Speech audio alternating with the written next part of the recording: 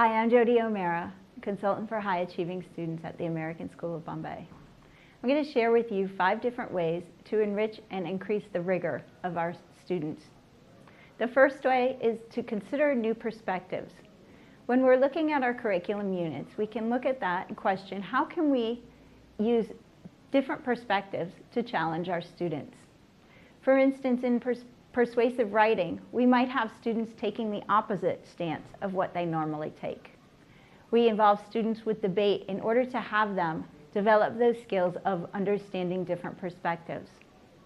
A final example might be within the writing, if they're describing something, taking on a different perspective of the point of view of the person describing. For instance, instead of describing the layers of the rainforest from the outside, we might have students describing the layers of the rainforest as if they were a bug climbing up a tree. A second way to challenge our students is by changing an element of whatever we're teaching. Within our teaching lesson, we might be looking at a writing assignment, for instance. By changing an element, we can add to the rigor.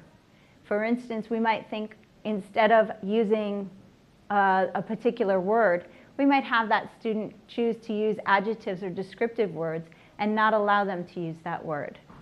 In science, we might choose an element by differentiating the temperature and asking what would happen if the climate was hot instead of cold. And in literature, we might change an element by changing the perspective of a certain character within a narrative.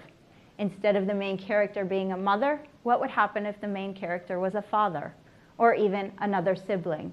How would that change the story? A third way we might consider increasing the rigor is by having students evaluate real-world products. By having them evaluate real-world products, we're asking them to critique a professional design, a piece of writing, or poetry.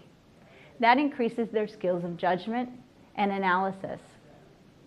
A fourth way is by having students making unobvious connections.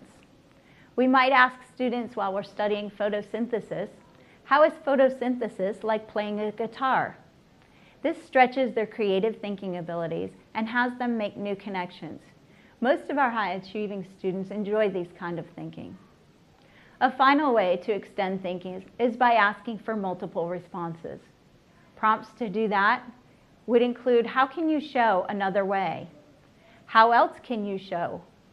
Or what is another way to show?